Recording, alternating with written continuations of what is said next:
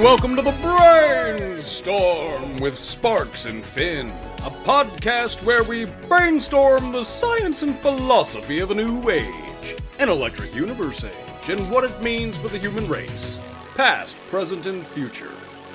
I'm Finn. And I'm Sparks. And the mathematicians are in big trouble now. I told you gravity don't do that! Oh, crap! You're such an idiot. Oh, filaments are not Birkeland currents, Mr. Bean. They're caused when gravity seeps into the 11th dimension. Goodbye, Mr. Fiend.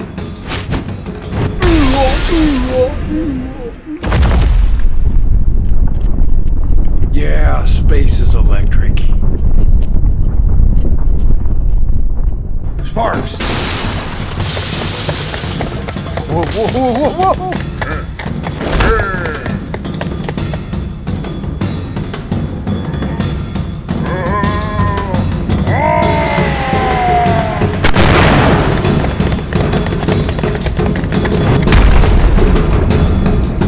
Because this week's guest may have cracked the Illuminati's secret code.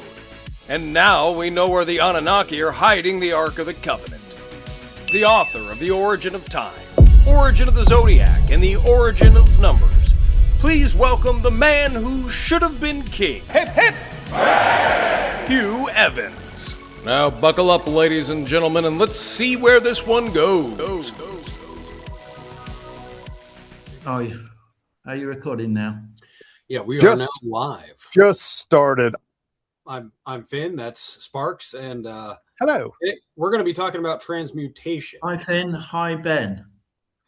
And this is our guest, Hugh Evans. Some of you will know him, some of you will not. But during this brainstorm, we hope to let all of you get to know him very well. So Hugh was just discussing kind of his upbringing, what got him interested into the electric universe, and maybe what disillusioned him from the mainstream model. Though he's far more polite than I am, must be the heritage. Hugh, how'd you get into the electric universe?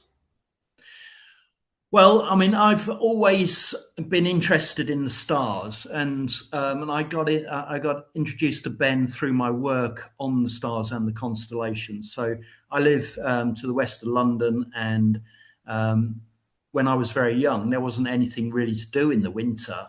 There was no television for children after a certain time, so we could see all the stars, and I would ask my parents and my grandparents about the stars, and we'd talk about it. So I've got a really deep-seated love of the stars and the heavens. And I ended up going to university to study astrophysics. And I studied astrophysics for a year, but all the questions that I wanted answering, like, where did the Big Bang come from? What did it Big Bang into? Things like that. I'd done as much reading around cosmology as I could at that time. There wasn't a lot. There wasn't really a lot about the electric universe. Now we're going back to the early 1980s. Certainly not a lot in Great Britain. And so after a year, I changed to engineering, and I graduated with a master's degree in aeronautical engineering. So I've had training in understanding and developing concepts, in scientific concepts. And I've also had training in applying theory as opposed to just hypothesis, applying theory in practical situations so things actually work. Mm. And that is so important. I cannot stress how important that is. I wish more people would think like an engineer. Well, it's a good thing our lives don't depend on the views of mainstream cosmology. Yeah, that's right. And, your lives do depend on aeronautical engineers getting it right every time. Yeah. And I was listening to Pierre Robitaille on he was being interviewed, and he says that he was saying that physics is based in experiment. You have to be able to apply your knowledge and prove that it works, and that is physics. Everything else is just maths or imagination. Yeah. So anyway, after I've finished with aeronautical engineering, I left engineering and qualified as a chartered accountant in Great Britain, which is like someone who goes to a company and makes sure the books say what they say for the government and for the records. And but on beg your pardon? We don't have those in America that work for the government, make sure there's no fraud. Well, they're supposed to be independent, so we don't work for the government, but it's reporting to the government and the world, so they have to be true. So their service. And I mention that because, you know, I'm trying to apply everything that I've learned to my work. You know, I've learned how to imagine things and to hypothesize about science, and then I'm applying practical, workable experimentations to those theories or hypotheses to develop theories. And I'm also trying to be as prudent and accurate and not leading people down the wrong path. So that's what I've done. What's nice about that, sorry to interrupt, but when you actually engage in experimentation, it's really hard to go down the wrong path, because if what you're doing is valid in any sense, it's going to be replicatable by you time after time after time, and anyone else who goes and does it. Absolutely. Repeatability. That's really important. And again, validation by other parties who can check your work. So in my written work on the constellations and the stars, I use a methodology to explain them, and I set out what that methodology is, and anybody can check any of my work. Right. But let's come back to the electric universe. So you hinted at these, and we'll touch on these again. But these are 3 books that Hugh has written: The Origin of Time, The Origin of the Zodiac, and The Origin of Numbers. So if you want to check Hugh's work or Hugh's ideas, there we go. He's got it right out there in black and white for you to check. www.originofthezodiac.com. What's The Origin of Time? It's a book about the people who conceptualize time in all its scales. And they did this pre-Younger Dryas, probably 10 or more thousand years before current era. I'm a big believer pre-Younger Dryas was probably advanced, like more advanced.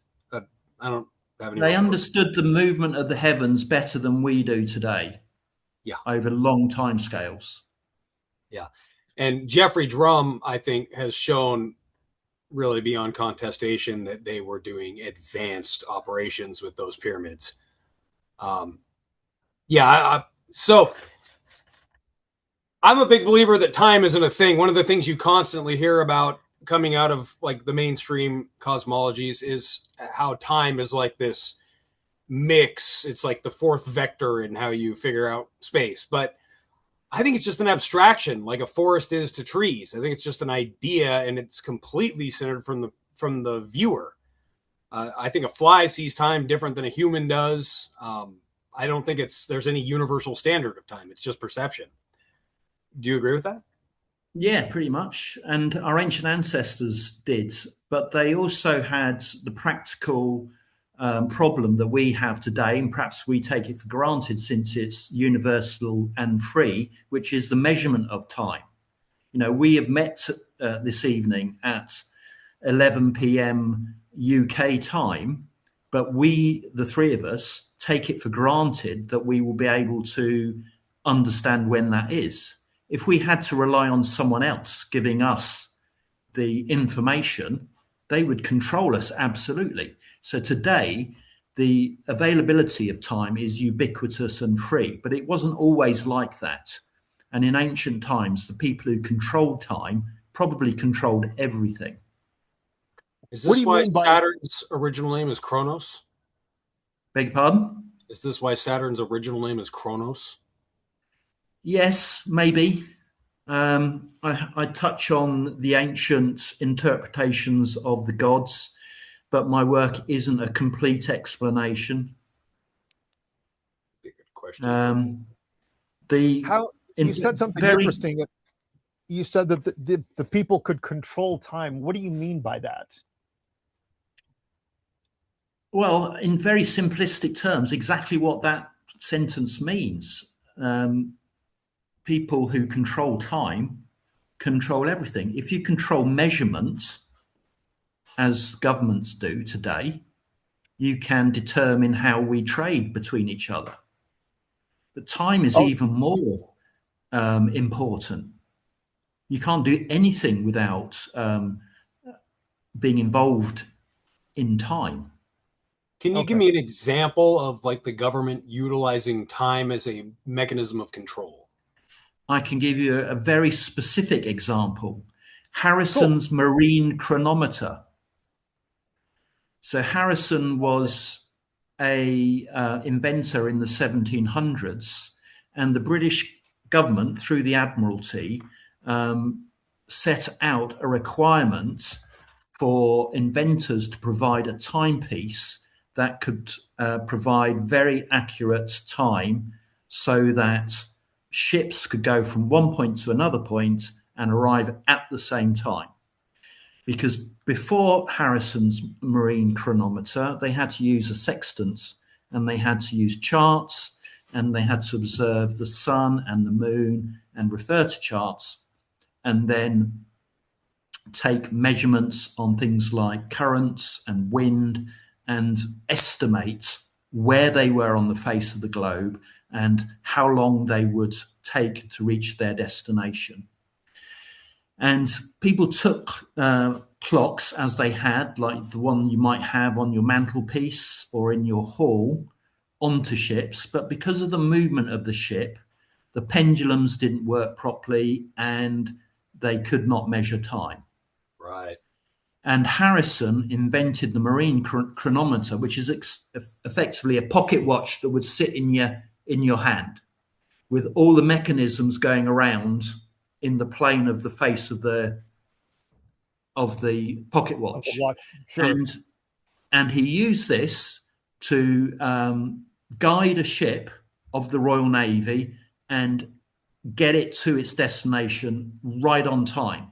And as a result of having this invention, the Royal Navy was able to become preeminent in the world at that time. And it arguably was one of the reasons why the British were able to establish such a wide empire.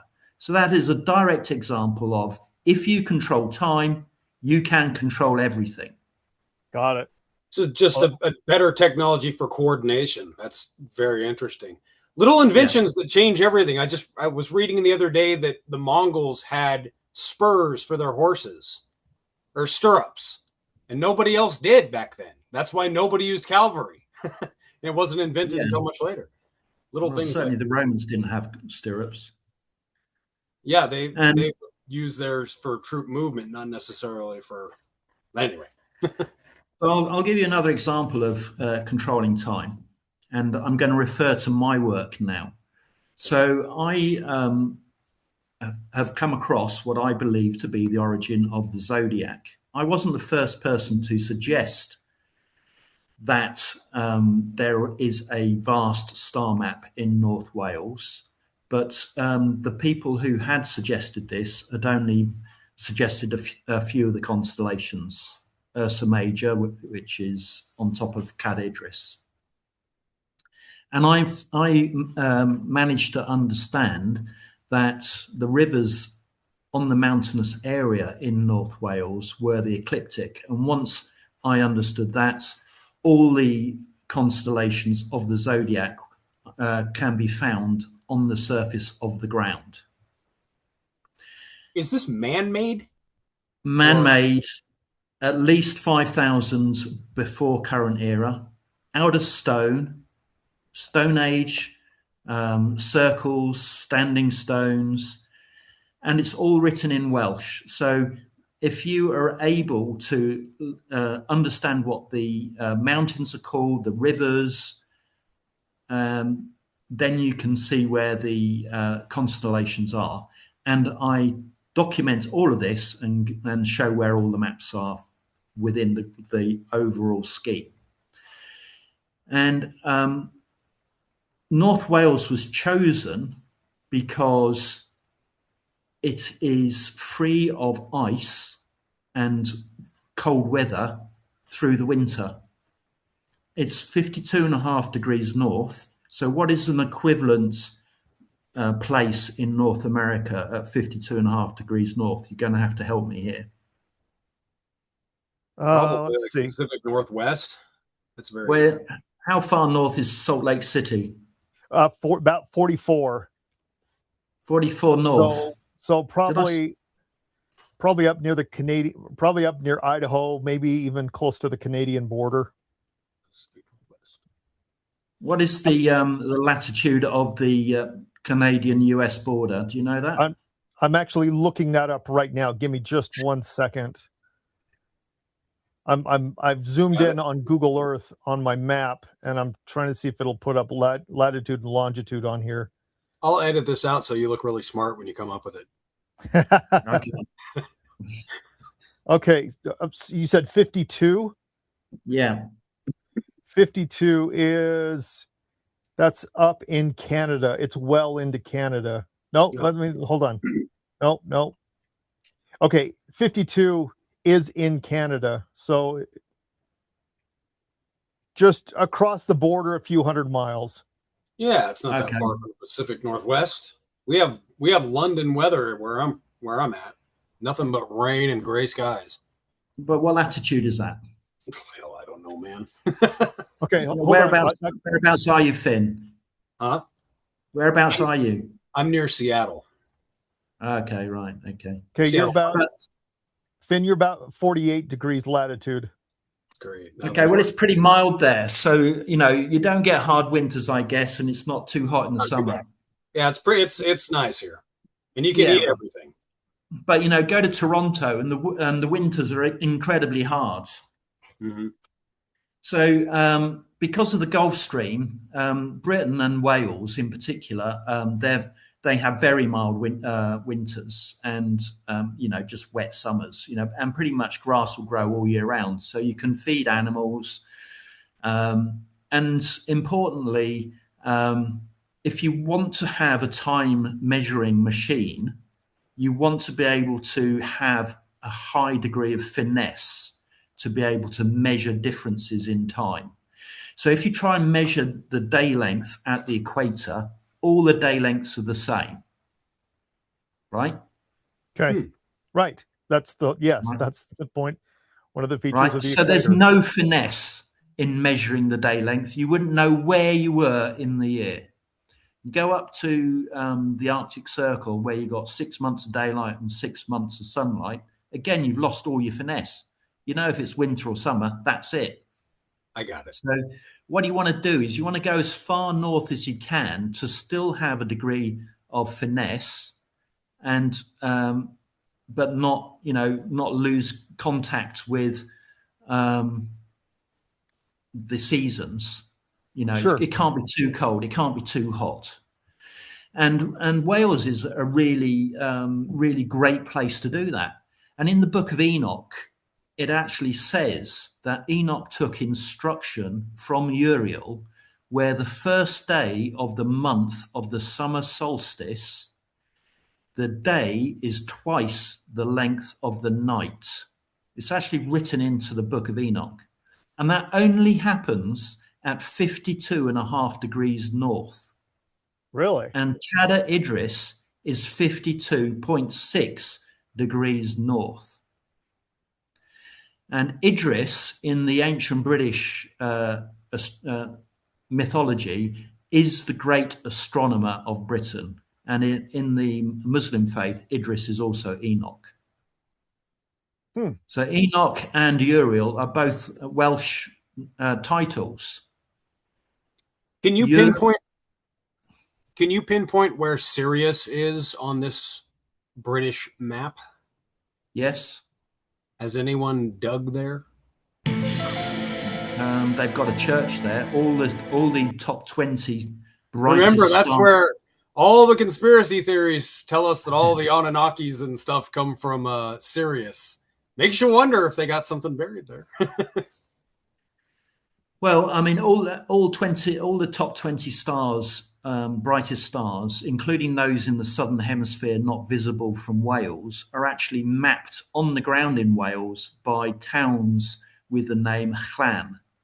Hugh, what an ingenious way to hide things.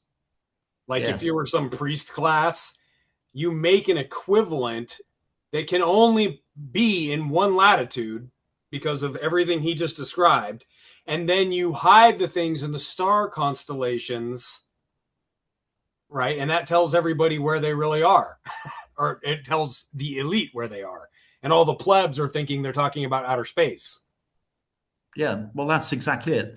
And if you need to go a little further up, Ben. Okay. I'm a crazy conspiracy theorist, by the way. Right. Wow, those old names. I love that. I probably Oh, there it is. Snowdonia. Where's Cardiff from here? Right there down we the go. bottom. There we go. Erie National Park, Snowdonia. All right, that's its name in Welsh, Eryri, and that basically means eagles. Ah, I read Tolkien. I know that. Okay, so this star map. Zoom out a bit more, Ben.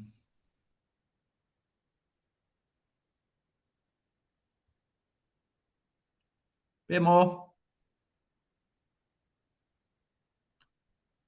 Looks like a witch with bit a big more. nose. Right, that's enough. Now let's just center it. Right. You see that bottom town, Aberystwyth? Yeah. No. Yeah. Yes, right here. Yeah, see that? Now go over to Shrewsbury.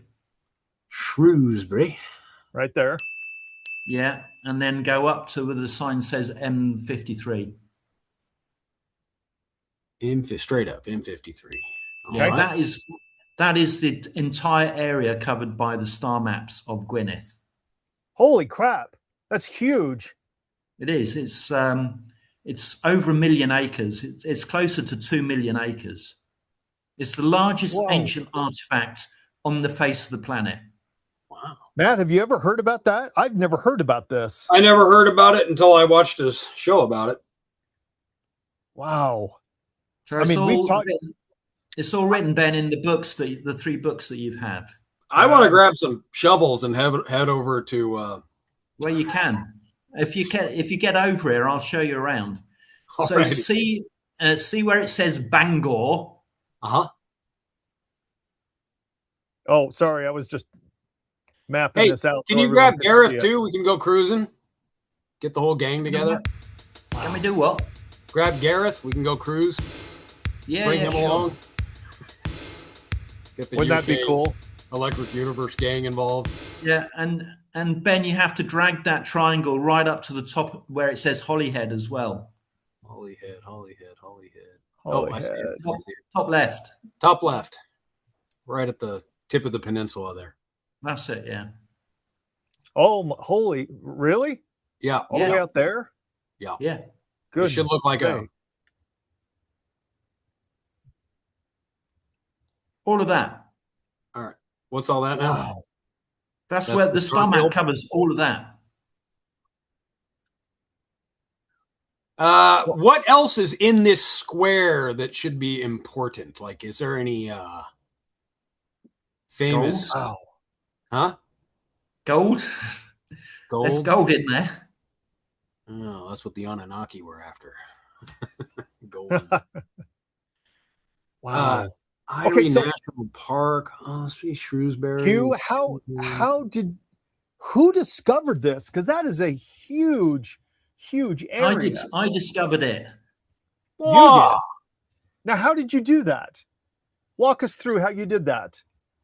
Okay. I've been doing quite a lot of reading around these subjects, and I'd read the Book of Enoch already, and I went to a presentation by Hugh Newman at Megalithomania, and he was talking about Idris charting the heavens from his seat above on Cada Idris. So see in the middle of that square that you've shaded in where it says Snowdonia? Yes. Just a little bit just a bit lower than that, where it says Barmouth.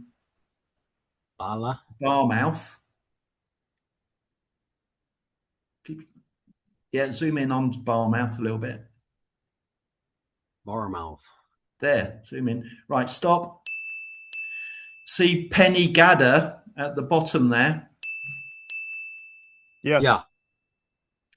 That's one of the peaks of Cada Idris. Where you've got the cursor there, that's the chair. Cada is a chair. Cada Idris. So Idris, that's it. Idris means mountain? Idris is the name of Enoch. And Idris means Lord. Chris means points. And it also means courses, because there's two ways of spelling Chris. So Idris means the Lord of the points and the courses. And Cada is a chair. So that is the chair. You're looking at the chair now. Like the throne of Enoch, basically. That is the throne of Enoch. That lake there, I've been to that lake, is called Llyn y Cada, Lake of the Chair or Controller. That's why today, Llyn y Cada, that's why the chair of the committee is called the chair. It's a controller. Oh, and chair actually comes from Cada. And it comes from the smaller Welsh word ca, to hold, to keep, which is why and how we know that is the origin of the word. Because Welsh is a modular language. All the modules are used in every other word, so you can't change any of the modules. And Welsh is a very old language too, isn't it? It's an extremely old language. Yeah, because they never got conquered by the Romans. No, they didn't. Or even the Catholic Church, which tried. Yeah. Where's the Isle of Man in comparison to this yellow square? Up above, about same distance. Really? Yeah. Anyway, go on. I've forgotten what we were going on about. So basically, all the constellations were created by an extremely ancient people on 3 rings. And there is a reason why the crab sits in between a lion and some twins. Now, we don't have enough time tonight to go through it all. But all the constellations are in the right place on 3 rings. There is the ring of the ecliptic, which are the 12 signs of the zodiac. And that is to measure the movement of the sun and the planets and the moon through the course of every day over the years. That's like the tick-tock of a clock. The other 2 rings are the Milky Way, which is a ring at right angles to the ecliptic, and that is the journey of the soul. So, and all the constellations are in the correct order to describe the journey of the soul from birth through life to death and return again. And the 3rd ring is the ring of creation. I've called it the ring of creation. 3 rings you need to support a sphere, which is the celestial sphere. If you don't have 3 rings, the sphere will collapse. The ring of creation starts at Virgo and Bootes, which are the primordial couple that's the progenitor couple that give rise to humanity. They hold the plough that is harnessed to the bull that ploughs the field. That is the sequence of the constellations. That's a metaphor for putting seed down and growing a crop. And on the opposite side of that circle is the metaphor of the flood. And it's all explained in my books. So, Matt, if you're interested, I'll send you a copy, my gift. Wow, yeah, you bet I am. Thank you. That's And fascinating. and so this ancient people, they charted the heavens in this ancient language, and it's proof of the ancient language. And I set it all out. Can you let me interrupt you for a second here. I'm taking it on your word that these are constellations, but what do you actually mean when you say constellation? Like, what are the objects that are forming the constellations that we can look at a map and see? So in my books, I set out all of the every constellation as a small map as part of the overall map and highlight all the points. So, for example, you mentioned the star Sirius. That is represented by an ancient site called Llan, and it was called Llan Fair Moor, and they built a church on it. But we know that the site is extremely ancient because these sites have yew trees on them that are like 5,000 years old. The churches are 400 years old. Oh man, I guarantee you there's something hidden under that church. I don't know what. So Sirius is Llan Fair Moor, and Moor means great, and fair means bright and pure.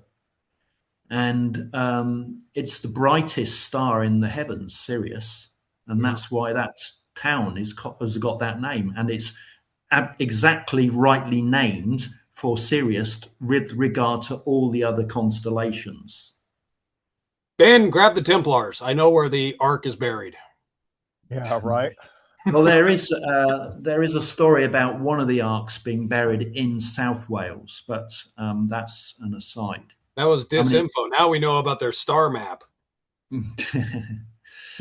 So when I started writing, I'd found the star maps and I'd written the origin of the zodiac, and I realized that I'd only half finished the job, and I started writing the origin of time because I realized these people had conceptualized time in all its forms, and this is how they controlled time. They determined what time was, both physically in the tick-tock movement of time, and they could measure time that way, but also metaphysically in the spiritual sense. And I'm having a hard time understanding this. What about you, Ben? Tell us what you mean by measuring time in the metaphysical sense.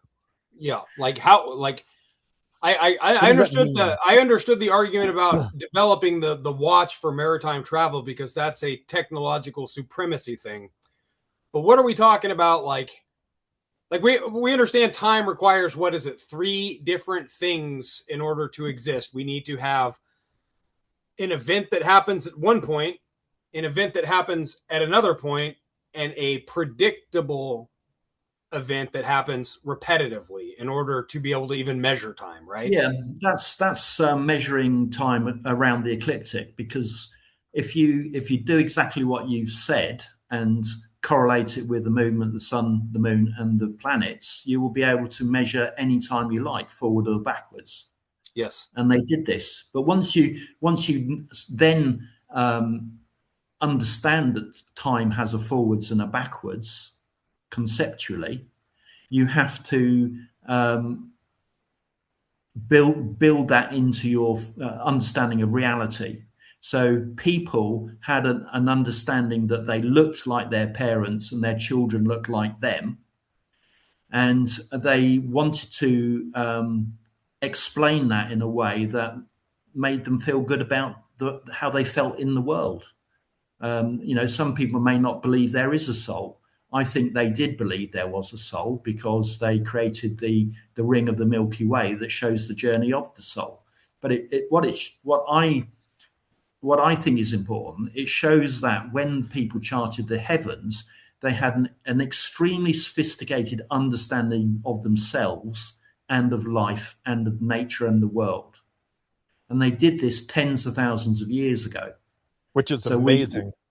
and we're told that, that ancient people are hunter-gatherers and they just gathered berries and chased chickens, and that's it. Well, that's completely wrong. They were as able as us to think about things. There is a strong argument that hunter-gatherer doesn't necessarily mean less sophisticated. In fact, there's a pretty strong argument that agriculture, while it increased our ability to have large populations, it decreased our ability to think. We have a lot less spare time to ponder things in an agrarian civilization, unless you're in the priest class or something like that, which for most of history, that was a very limited commodity. I agree. And I think go back to very ancient times, and we didn't eat a lot of farm cereals. There wasn't any need to.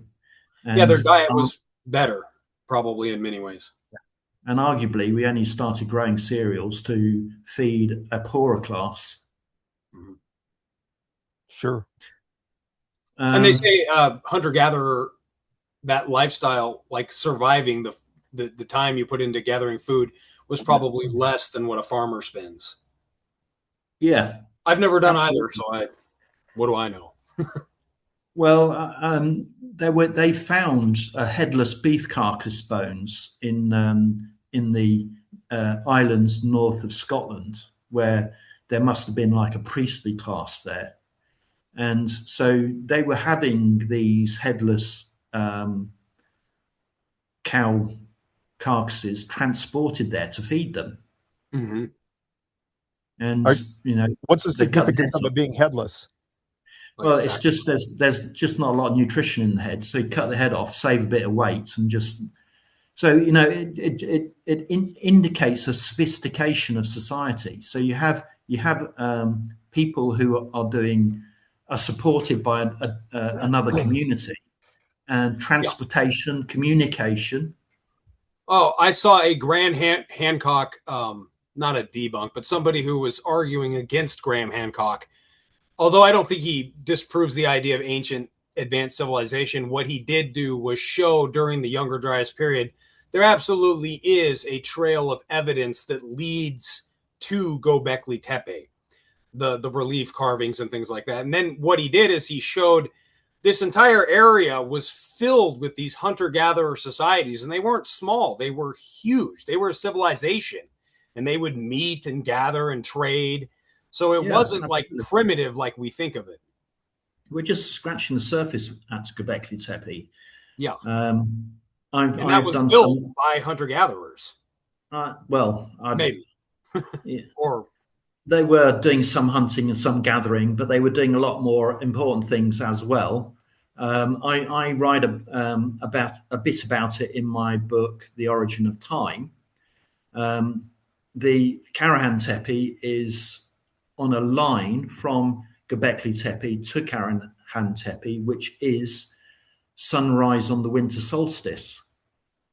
And a direct line from Göbekli Tepe to Seybirk on the other side is a line of sunset on the winter solstice.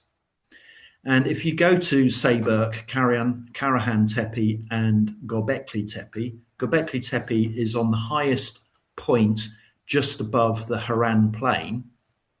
There's a direct line of sight between Göbekli Tepe and Karahan Tepe. So you could create light signals from one to the other.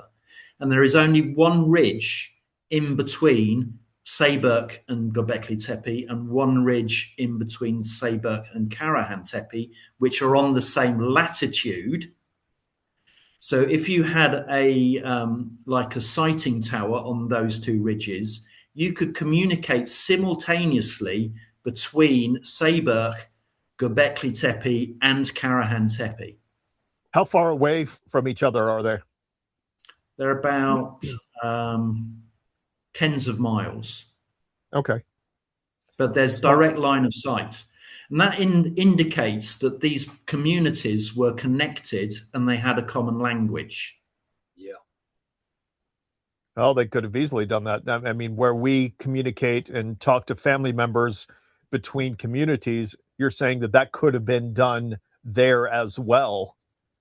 At that time. The region at was, that time. Yeah, it was a pretty interconnected society, even though it was hunter-gatherer.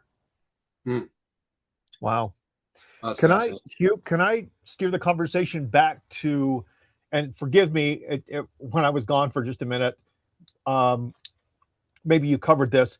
Did we ever get an explanation of how you found the star map? Like you said, you discovered it. Yeah. How did you discover it again? Did I miss that part? Or did we not cover that? Well, yeah, like how do you figure out what object correlates to a star in a constellation, for example? Right. So I started off by I was researching, and I knew that Idris, the British astronomer, had charted the heavens from atop Cadair Idris. Now, my father's family are from that area. So I started looking at all the maps, and I'd done some work in the south of Wales because there's a few partial star maps down there. And I started seeing names that I recognized, and I started translating mountains, rivers, everything basically. And some people had suggested that Cadair Idris was the constellation Ursa Major, which it is. So I didn't find that. Several people had done that. And that is a direct relation, a direct connection to the Book of Enoch, because the Book of Enoch says that Enoch took instruction at 52.5 degrees north on a mountain of 7 peaks, and they're all have colors. Now, all the peaks of Cadair Idris, you saw Cadair Idris a little earlier, they've all got names with colors referred into them. So I explain all this in my books.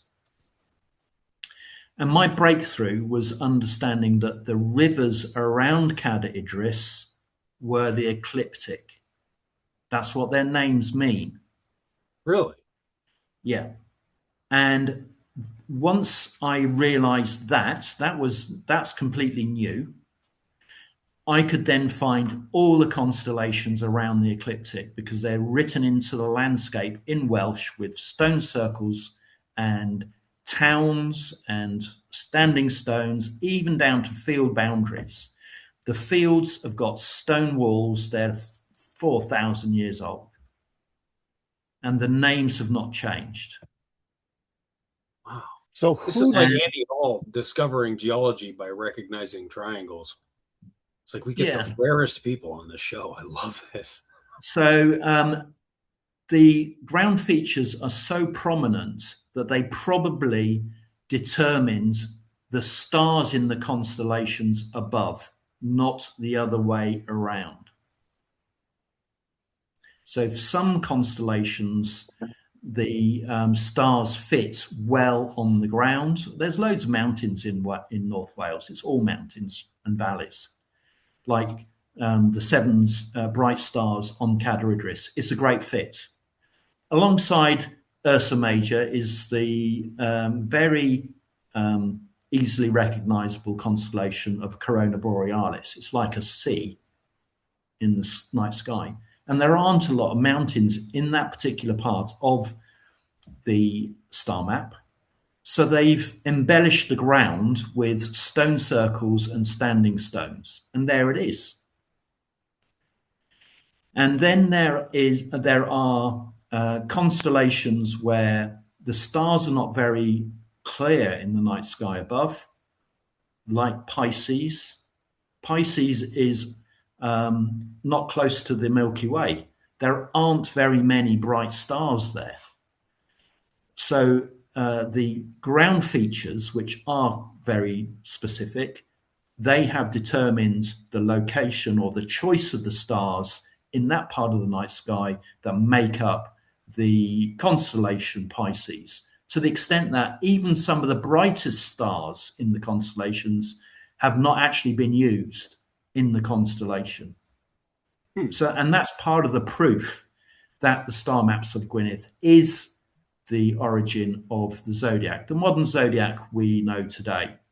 There are older, perhaps older locations for individual constellations, but not the complete zodiac. Well, I've heard it said that the Druids of Britain were actually an offshoot or a continuation of Egyptian Hermetics. Well, it's probably the other way around, because the Druids far out predate all the Egyptian dynasties. Well, And when I you say can Egyptian, actually- I suppose I mean whatever came before, like whoever actually built. Yes. So when I started writing, after I finished writing the origin of the zodiac, I started writing the origin of time, because I realized I needed to complete the appraisal. But I ran into the same problem that ancient astronomers would run into, which is I needed a robust measurement system to be able to count the periods of the stars, the planets, the sun and the moon. So I started writing the origin of numbers, and I've just finished the extension of it. It's in second edition now. So the ancient people who created the heavens and invented our numbers, they also created our measurement systems. And I explain that in my book. And this is evidenced on every continent of the Earth, because they use the same measurement systems. So what you were talking about a minute ago, Finn, about the ancient people, these were the Druid class. They created the measurement systems that we find in ancient structures on all continents.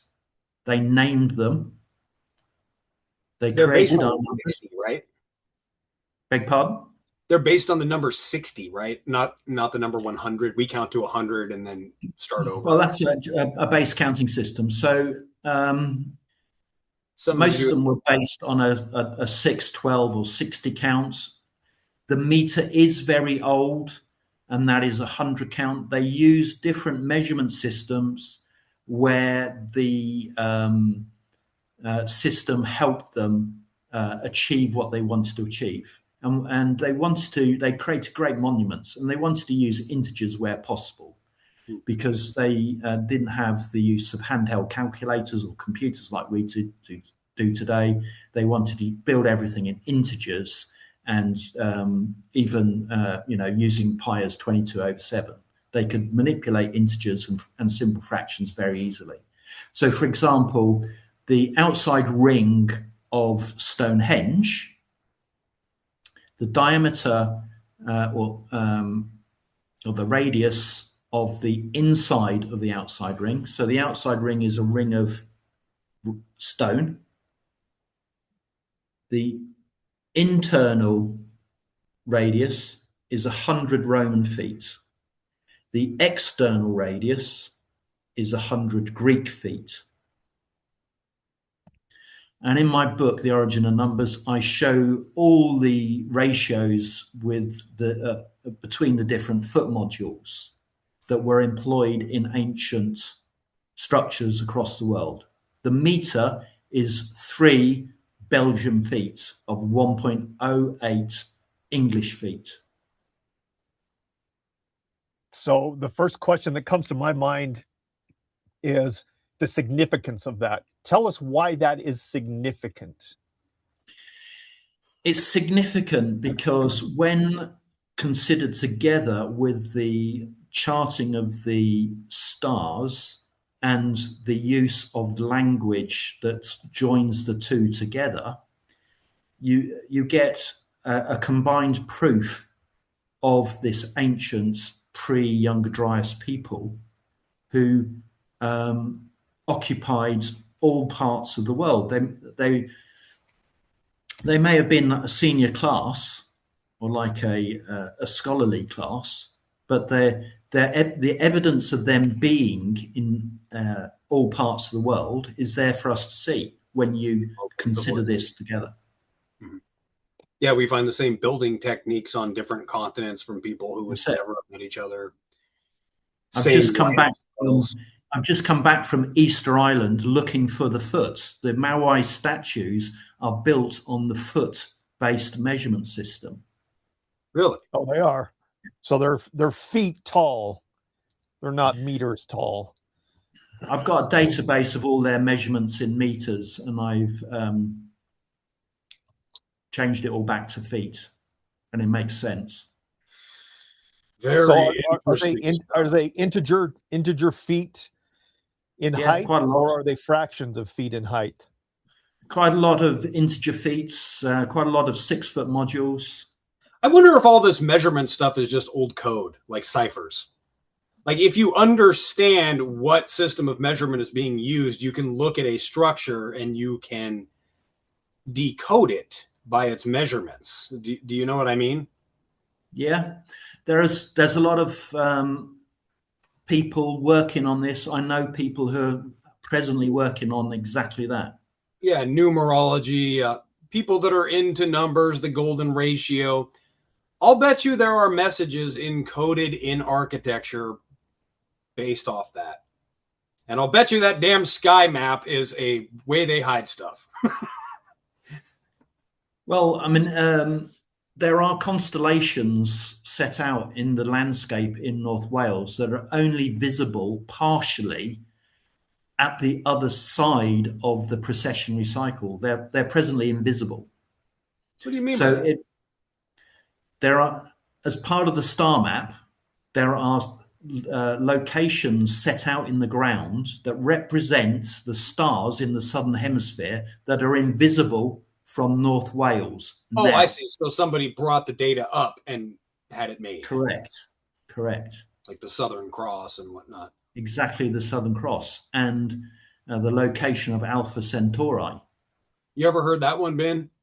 That the story of Christianity is actually just a an explanation of the zodiac, where you get the sun is setting a little further south every day until December 25th, where it stops moving right underneath the constellation of the Southern Cross, and it stops moving for 3 days, or it's not moving enough to be perceptible, and then it starts going back the other direction as we head into spring. So the sun dies on the Southern Cross, is dead for 3 days, and then is resurrected and heads toward new life in spring. I have actually heard that before, and if you start going down that rabbit hole as to where the stories of Christianity come from, they start meshing with all of the other religions. Stones, man, it's all in the Sumerian stones. I think they were describing an advanced civilization with digital superintelligence, and the hunter-gatherers that came after were trying to figure out how to write that down. You know, like they don't know what the hell the internet is. They don't know what any of that stuff is. So they came up with God and heaven. Yeah. Which is weird because I'm kind of a believer too, so I'm on the fence, but I don't know. If there is a God and this is a simulation, it doesn't matter to me if he's a computer. What's the difference? Like, how do I know what the difference between the real world and the simulated one is? I don't know how we would know. I don't know. So, Hugh, let me go back to something and just tell me that this star map that's in Wales, it holds constellations that are only visible from the southern hemisphere. Yes. Can you tell us, like, where is the Southern Cross in that map that we looked at before? It's just South of the river. It's just by Mount Snowdon. Mount Snowdon? Snowdon! Excuse me just a second. I'm going to pull that back up just because I want to see if we can point that out. It's real strong evidence for a globally connected society, for sure. Oh, 100%. Let's see. I'm just going to go back into sharing the screen and... Yeah, and the Hermetics claim to remember the time before the last 6 floods. So you're an electric universe guy, Hugh. do you believe in the proto-Saturn theory? Or I shouldn't say believe in. Do you find the proto-Saturn theory plausible? Yes, I do. Yeah. I do too. Okay, sorry, I don't mean to drag us back a little bit, but let's find Mount Snowdon for those that want to go do a Google Up. Earth.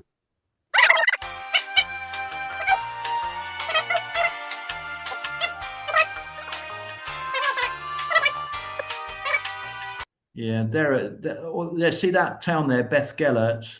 Yeah. That's Oh, at the no, foot. I don't see it. That's at the foot of Snowdon. I see it. Oh, Right right. there. Yeah. Yeah, so Snowdon is just up a little bit up above that. So that's Yeah. the Southern Cross, huh? The Southern Cross is the location of Centaurus and Alpha Centauri. The Southern Cross is just to the left, nearly off the screen. I see. And it's just like a stone circle. And that's just come out a bit, Ben. okay. Yeah, look. Yeah, that's enough. See that little group of mountains there where your cursor is in the middle? Yeah. Yeah, that's where the Southern Cross is. What a brilliant way to map your society too. Like if you were some king and you drew a sky map all around your kingdom, everyone would know how to find everything just by looking up. Yeah. Yeah, they would. They would know the relationship to everything, and they could even work out distances and time. And what the hell are these lines? Don't know what they are. They look like stone walls. Is that Hadrian's Wall? On the mountains there are no trees, but there's enough grass for sheep, so you have to have these stone walls.